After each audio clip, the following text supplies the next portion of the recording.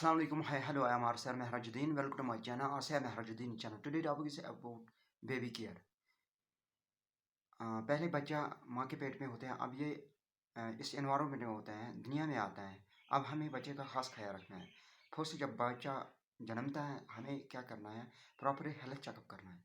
ठीक, अगर हमें लगे इसका कोई सिम्टम है किसी बीमारी का, ठीक, तो हमें पूरा हेल्थ स्क्रीन करेंगे। ठीक, यहाँ एक बात का खास ख्याल रखें कि बच्चों में कभी कभी बिलीरुबिन ज़्यादा होता है। यहाँ ये डिजीज़ नहीं है, यहाँ ये जॉइंटिस नहीं है।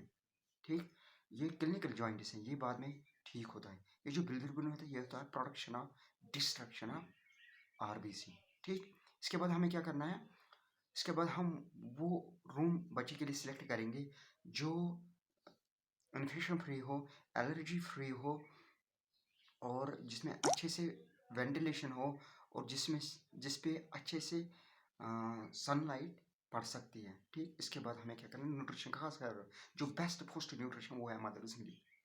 ठीक, क्योंकि ये मदर्स मिल्क जो है, ये इसको इम्यून रिस्पॉन्स देता है। ये इसको सारे बैक्टीरिया, वायरल इन्फेक्शन से फ्यूचर और प्रेजेंट में भी बचा सकते हैं। और इसकी जो नशीनुमा होते हैं, इसके जो ब्रेन सेल्स होते हैं या मेमोरी पावर हो, वो इंक्रीज होता है।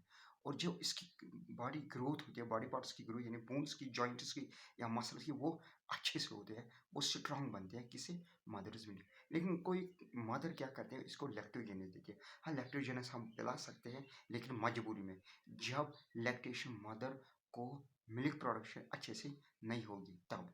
ठीक, लेकिन इसके बाद कोई कोई काऊ का मिल्क पिलाती है बच्चे के लिए। काऊ का मिल्क ह्यूमन बेबी के लिए नहीं, लेकिन ये कप के लिए है। ठीक, ये देखा गया है कि जो बेबी टाइम में गाय का दूध पीता है, तो उसको फ्यूचर में बहुत सारे क्लिनिकल कंडीशंस हैं, बहुत सारे लाइफ स्टाइल प्रॉब्लम्स होते हैं, लाइक डायबिटीज होते हैं, मेमोरी जो होती है उसकी वो कम होती है, और उसका जो वेट होता है वो ज़्यादा है, वो ओबेक बन जाता है।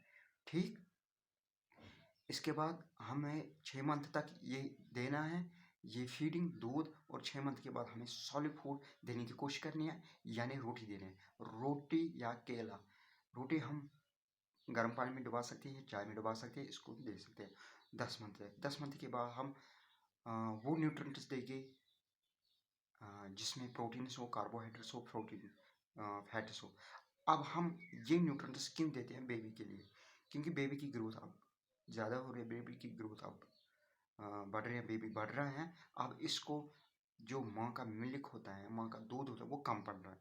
अब हम इसको आउटसाइड का एक्स्ट्रा देंगे। ठीक, प्रोटीन्स यानी जो दालें में होता है या चने में होता है, जो हम उबाल कर देंगे पानी में, और सोयाबीन होती है।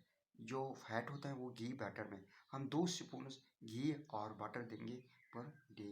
इसके बाद कार्बोहाइड्रेट्स जो राइस में होता है और रोटी में होता है। ठीक, और यहाँ एक बात खास ख्याल रखें, बच्चों में आमतौर एनीमिया होता है, यानी वो किससे होता है, वो होता है डिफिशियंसी ऑफ फॉलिक एसिड, यानी फॉलेट से।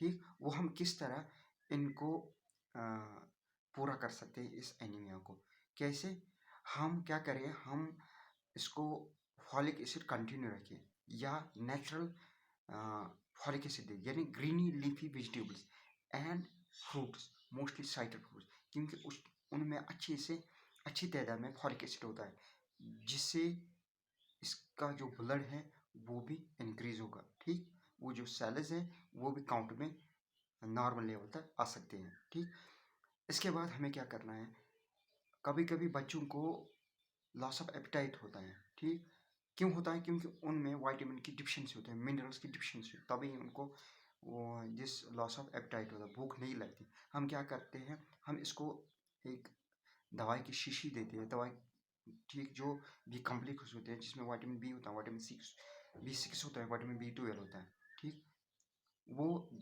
दिन में 2 बार पिलाना है, 2 स्पून, और जिससे बच्चे को एपेटाइट बढ़ जाएगी, जिससे बच्चा अच्छे से खा सकता है।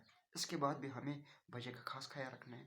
बच्चे को 6 मंथ के बाद चेकअप के लिए ले जाना है।